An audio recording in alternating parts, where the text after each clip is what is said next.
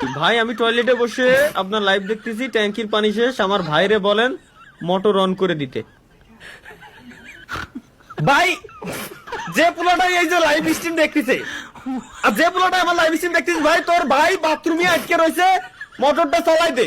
ও বেরোতে পারতেছে না ভাই, মোটরটা চালাই দে। ও ক্লিন না হলে বেরোতে পারতেছে না, তোর বাড়ি কেউ ঠিক পারবি না।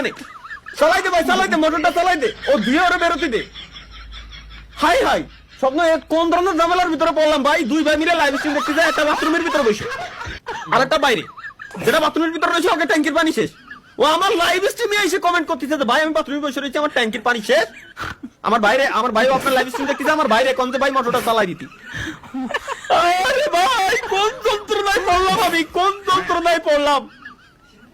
এগে যন্ত্রণায় এগে জ্বালায় আমার জীবন যৌবন সব ধ্বংস হয়ে গেল পুরোভাবে।